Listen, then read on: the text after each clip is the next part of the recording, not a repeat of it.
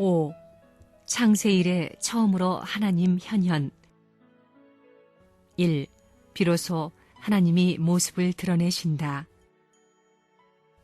통일교회 시대는 부모님 시대입니다. 하나님이 땅에 임할 수 있고 하나님이 오실 수 있는 길을 닦는 것입니다. 그래서 하나님이 오심으로 말미암아 모심으로써 구원을 얻는다는 말이 성립되는 것입니다. 역사는 그렇게 발전하는 것입니다. 최후에 남아질 것은 뭐냐? 하나님 플러스 인간, 신인, 신인의 삶의 길, 신인 생활관입니다. 인생관도 마찬가지로 신인 인생관, 신인 세계관, 그것이 막연하게 하나님을 대해 사람이 알 수 있는 정도의 자리가 아니라 사람이 영원히 떨어지려야 떨어질 수 없는 자리입니다. 왜? 하나님과 사람은 본래 떨어질 수 없는 자리에서 떨어졌기 때문에 떨어질 수 없었던 자리, 그 이상의 자리에 도달해야 합니다.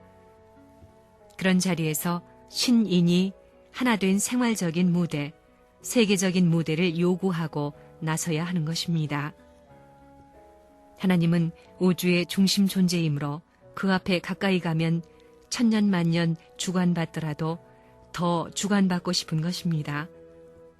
하나님을 중심 삼은 모심의 도리가 그렇게 돼 있기 때문에 오늘 우리 인간도 그러한 자리에서 주관받을 수 있으며 그 이상의 행복이 없다는 사실을 우리는 생각조차 해보지 못했습니다. 이제부터 여러분은 모심의 생활을 해야 합니다.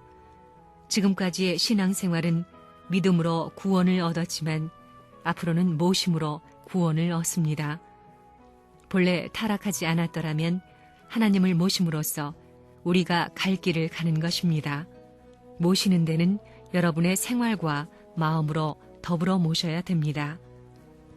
하나님은 절대 아버지이고 절대 참부모이고 유일, 불변, 영원한 참 아버지입니다. 그런 아버지는 절대 아들, 유일, 불변, 영원한 부부를 이루어야 합니다. 그런 딸들은 절대 부부, 유일 부부, 불변 부부, 영원한 부부를 이루어야 합니다. 그래서 그들이 안착하기 위한 가정은 절대 가정, 유일 가정, 불변 가정, 영원한 가정입니다. 그런 가정이 하나님과 같이 살 수 있는 지상 천국의 영원한 기지입니다. 시의이라고 하는 것은 생활화 천국 시대를 말합니다. 그래서 시의를 들고 나온 것입니다. 복귀 역사는 뭐냐 하면 하나님의 창조 이상을 재현하는 것입니다. 하나님을 마음 가운데 모시고 우리 인간이 몸자리에서 완전히 하나 될 수 있는 기원을 만들지 않고는 이 악마의 세계를 청산할 길이 없습니다. 이런 관점에서 볼 때 모심의 시대, 시의의 구원 시대라고 보는 것입니다. 모심으로써 구원받는 것입니다. 하나님은 저 공중에 동떨어진 하나님이 아닙니다. 우리 생활권 내의 주체자로서 하나님을 모셔야 됩니다. 하나님은 망상적이고 관념적인 하나님이 아닙니다. 추상적인 하나님이 아닙니다. 생활적인 주체성을 지니고 늘 우리가 살고 있는 생활의 주인으로서 함께 있는 것입니다. 모심만을 받는 것이 아닙니다. 공동적인 사랑을 중심 삼고 공동적인 생활을 하고 있는 하나님입니다. 하나님이 아담과 해와를 만든 목적이 어디에 있느냐?